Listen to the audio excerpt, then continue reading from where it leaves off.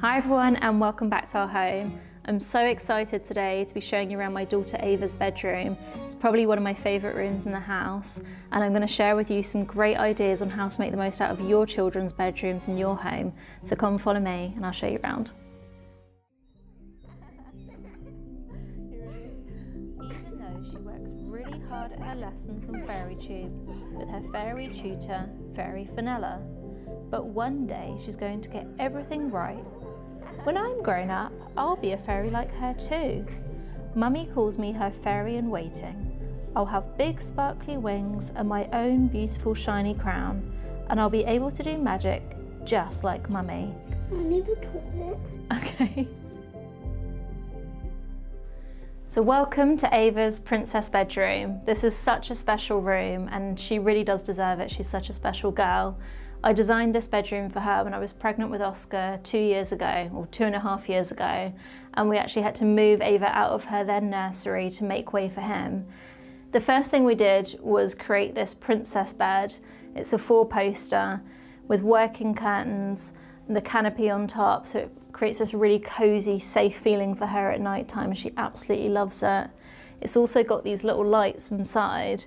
And I got this idea when we were staying at Loch Lomond, which is a golf club in Scotland.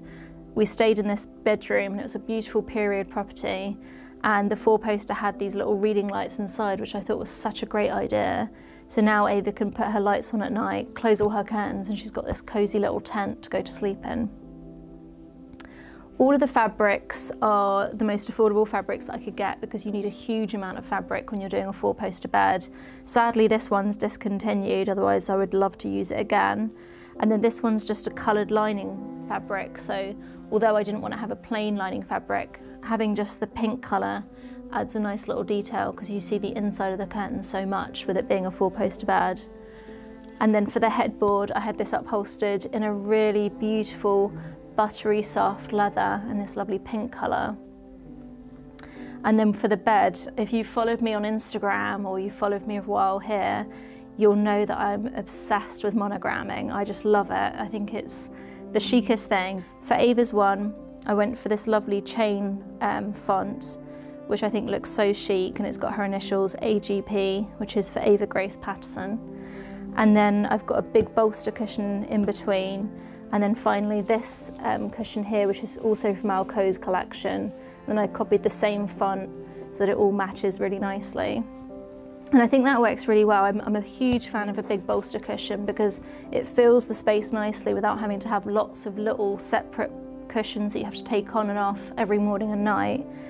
You know, it's just really quick. I just whip these two off and she can get into bed. And then for the bedspread, because it's not a huge bed, I wanted to do something that was quite light. So this is literally just a piece of fabric that's been hemmed. This is a wool, so it's got a nice weight to it. And then I did a trim down the bottom just to add some detail, and this one's from Samuel & Sons. And the great thing about this is that it can stay on the bed the whole time. It's not too heavy, so she can sleep underneath it. And again, it's one less thing that you have to take on and off every day. Obviously, I have had a little tidy up before we filmed today. Every day it gets a little bit messy, but there's some things that I do that help keep this room tidy. So I think if you have kids, have one dedicated room where they keep all their toys. Ava and Oscar have a playroom downstairs, so we keep all the toys in there. And I do that for a couple of reasons, because it means I've only got to tidy up one room when it's a mess. And also I don't want to have any pens up here because she is very creative and she is an interior designer as well, and she might redesign the wallpaper. So I'd rather she just kept that all into the playroom. The other thing that I do is I have a lot of storage. We've obviously got the built-in wardrobes, and then she keeps all her books in these chest of drawers and her bedside tables, and it just means you can just quickly shove them in the morning when it's a little bit messy. These bedside tables are also custom made, and what I wanted to do was go for the widest possible bedside table, so we got maximum storage and lots of room on top. I've put some handles that come from Armac Martin on here, and I love how that's got the antique brass against the really soft colour of the wood. And then these lamps, I actually had these in Ava's last bedroom. They're from Porta Romana. They're quite an iconic design of Porta Romana, and I love how the giraffe picks out the giraffe in the wallpaper as well. So everything's kind of echoing that same feel of that safari animal theme. With all these things that I do in my own home first, kind of as an experiment, you learn so much as you go along. And what I learned from doing this bed is how important the ceiling is in a 4-poster. It's not something you would normally think about, but you spend so much time lying in bed looking up at it. I'd say definitely spend a bit of extra thought and detail on the ceiling. So in here I've done all this gathered fabric that meets in the middle, and it has this little rosette that hides all the ends of the pleats of fabric, and I think that's just such a nice touch. And now when I'm doing 4-poster beds for clients, even if they're, you know, adults, I'll make sure that I always do a really beautiful design or a beautiful detail on the ceiling. With the window treatments in this bedroom, because you've got so much fabric on the 4-poster bed, I wanted to keep it quite simple. So I went for a Roman blind, and this is the same fabric as I used on the curtains for the 4-poster bed. And then just to add a little more detail and make it a bit prettier, I've added a trim. This is from Samuel & Sons, and I love this design because it's all these little embroidered clouds, and I thought it went so well with all the clouds and the wallpaper. In terms of practicality, I do quite a lot of layers of window treatments when it comes to kids' bedrooms, because every extra 5 minutes of sleep you can get is money well spent. So these Roman blinds, although they're working, I don't actually use them because I find, and if you have Roman blinds, you'll know this, when you have to wind the blind down, it takes quite a lot of time if they're not motorised. But then I also have this sheer blind here, which is just a roller blind. You could buy one of these ready-made, and that's great for giving you privacy during the day and just diffusing the light. And the other reason I have those is because behind I have a blackout blind, and when I say blackout, it's completely blackout. So this track here has been added afterwards, and basically the blind fits into this track, and it means that not a single speck of sunlight can come through. And I swear this has made my children so good at sleeping at night. They sleep solidly, and I hope I haven't jinxed myself, I'm gonna have to touch some wood now. But they really sleep so well, and it's great if you have a baby because it means you can get them to nap during the day as well. So that's my advice: triple up on your window treatments. Have a blind to look pretty, a sheer blind for privacy during the day, and the blackout blind to get a good night's sleep. Miscarriage is something that I definitely wanted to touch on in this film, because I think social media and YouTube can, and I can certainly portray this image of perfection. We lived in this beautiful house for about 5 years, and it was just really a sad time in our life. Although on the surface we had everything, we were very fortunate, I just felt so empty inside because all we really wanted to have was children. And I remember just going on Instagram, it just felt like every week there was another pregnancy announcement. I used to dread seeing sonograms, and it wasn't that I wasn't happy for other people, I was so happy for other people, but when you're going through something that's that sad and that difficult, it just kind of reminds you of what you don't have. And so I just really wanted to touch on the fact that we're so lucky to have children now, but it certainly wasn't an easy journey. And a lot of people said to me how strong I was to keep going, but actually to me it felt like it was almost like a gambling addiction. We'd put our life on hold for 4 years. We'd spent so much money on fertility treatment. I had to go through so many tests, and you know, we hadn't really lived for 4 years. I'd said no to every wedding invite, every party invite. I was kind of leading this double life on the business side, and on Instagram it looked like everything was going swimmingly, but inside I was just crushed. And I really didn't feel like I was being brave. I was so worried that I was going to put my life on hold up until I went through the menopause, and then I'd finally have to accept that we weren't going to have children. And I didn't know how I'd ever be able to give up. If we didn't have children at the end of it, all of that would have been for nothing. But I remember my obstetrician telling me, after one particularly difficult miscarriage where we'd got to 12 weeks and we'd seen a heartbeat, and then I remember looking at the nurse's face, and this is literally the most difficult moment in my life. I just remember her face just looking so sad and worried, and I just, like, the slow dawning realisation that even though we'd seen the heartbeat for the first time ever, it wasn't going to happen. And I just felt like the world fell from beneath my feet. And it was really the first moment in my life where I could understand people that were going through loss and difficult times, what that felt like. And it was genuinely the most difficult moment of my life, but I'm so glad that we went through it, not only because we've got the children that we were meant to have, but now, you know, I don't get scared talking to people that have lost someone that they love or they're going through something really traumatic. I feel like I can talk to them and understand it on that level. And our obstetrician said to us that statistically, if you keep trying, most couples will have babies.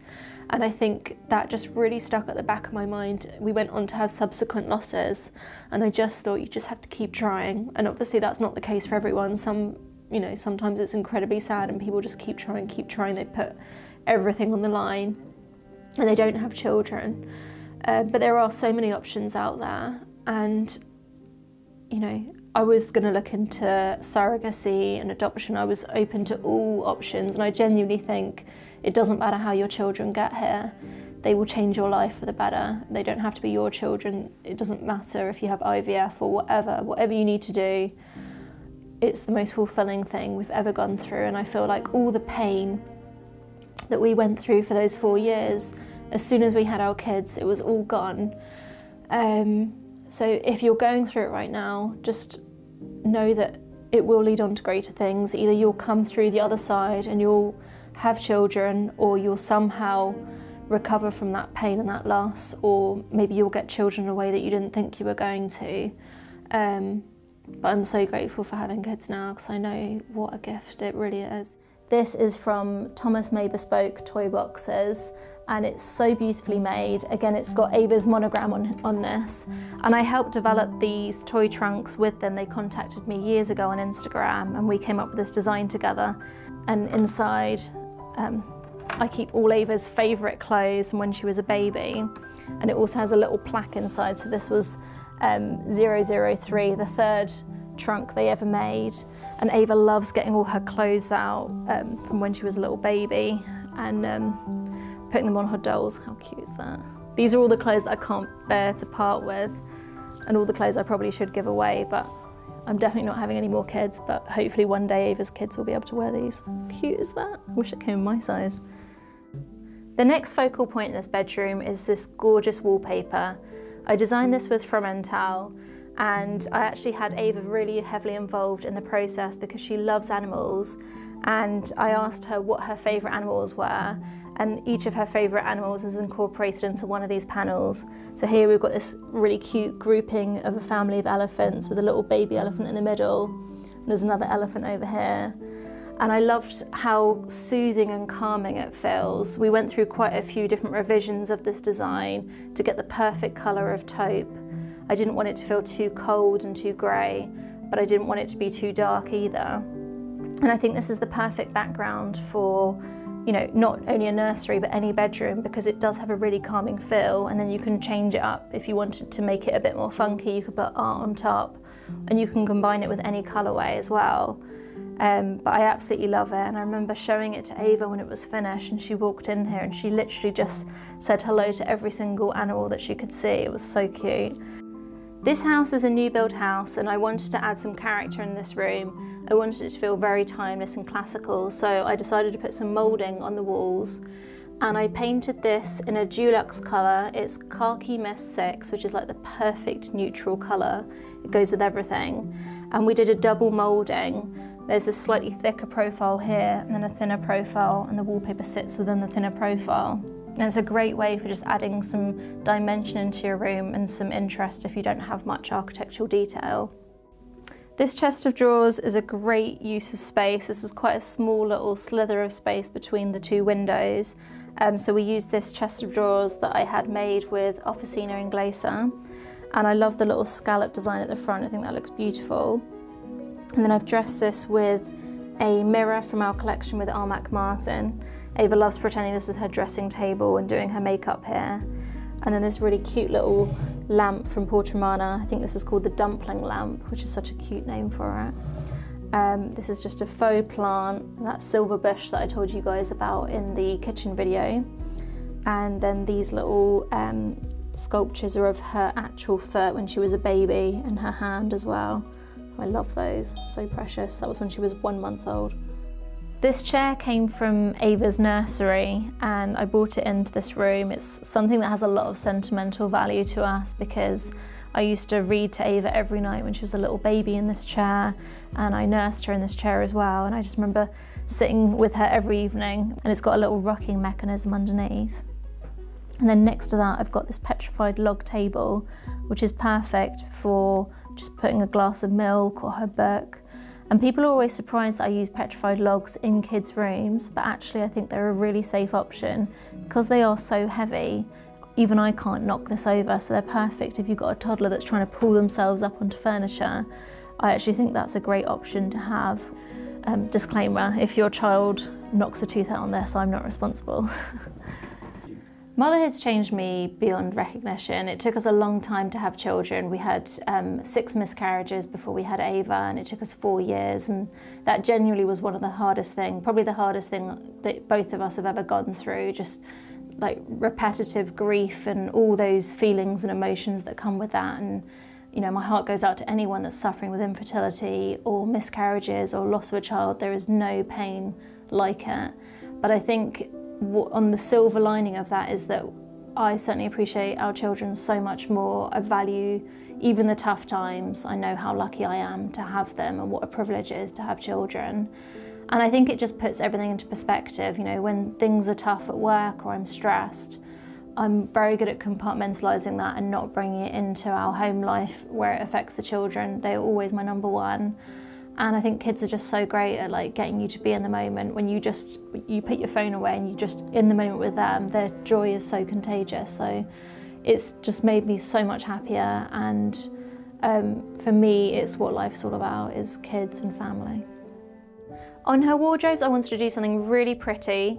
Didn't want to have too much wood, so I designed these doors that have an inset mother of pearl wall covering inside, and you could recreate this look using any type of wallpaper that's textured or has something interesting to it. And I just think it's such a great way to break up a large expanse that would otherwise be quite boring.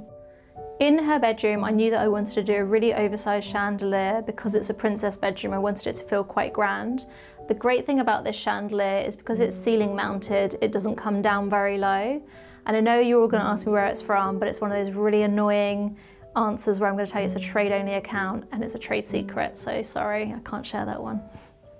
When I was designing Ava's first bedroom, I was kind of scared to design the nursery and I'll share a picture of what that looked like before, because I didn't want to jinx myself. And I know a lot of other mothers that have reached out to me on Instagram feel the same. They don't want to jinx themselves by designing a room, but that was really, really special because I designed so many nurseries for clients. Even when I was going through all these difficult times, I had like clients that were having children, and I loved designing their nurseries. It's just the most special room to design. But designing that first one was particularly special, and then designing this one, I just knew that I wanted to create something that she would love while she was 2 and 3, but also love while she was a teenager. And I just wanted to create her a really special princess room. Inside here is lots of clothes of Ava's. You can see I've organised everything on these shelves into baskets. It's a much better way of organising little kids' clothes rather than folding things onto a shelf and then they pull things off. And I've labelled all the baskets. So this is her sock basket, and I've just had a little label printed with that. The other tip I've got for you if you're doing wardrobe doors is mirror the inside of a pair of doors, because when you do that, you can angle the mirrors and you'll be able to see all angles of your outfit, which is something that I think Ava will appreciate when she's a teenager. This is a really special item that we've got in here. It's a rocking horse that's made by Stevenson Brothers. They make rocking horses for the Queen. She apparently buys one for all her grandchildren, which I think is such a nice idea. And this one was a gift from my dad for Ava on her first Christmas. It's so beautiful. You can go there and have all the customization that you want. And we got that embroidered with Ava's name on the saddle blanket. And then I did it on a custom base that has a sort of grey stained oak, so it goes with all the other furnishings in the room. But this is a real heritage piece. This is something that she will have for life and hopefully pass on to her children one day. I got a lot of inspiration on Pinterest. I remember when I first discovered that I was having a baby and we'd got through the 12 weeks, Pinterest was like my favourite thing to do at night. I went down a Pinterest wormhole. But I think gathering images of different things you love is a great way to sort of bring together all your ideas and condense them, see what the running theme is that you love. And I've purposely kept Ava's background of her bedroom very neutral so that over time, you know, when she goes through her goth phase or whatever it is, she can add her own personality. Hopefully she doesn't rip all the wallpaper down because that will break my heart. But leave space to develop. Like, I've got areas where I intend to put a bookshelf later on. I'm going to put a pin board, a desk, and this room will evolve with her and her needs, but it's got a very neutral base, so hopefully it can adapt in whatever direction she goes in. I hope that you've enjoyed this video. I've loved showing you around. It's been a journey. But if you've enjoyed this video, don't forget to hit that subscribe button, hit that notification bell, because you do not want to miss next week. We are going to be doing a tour of my son's bedroom, Oscar. It's very preppy, very cool, and again, I've gone for the same approach, something that can grow with him, and I can't wait to show you around, so I'll see you then.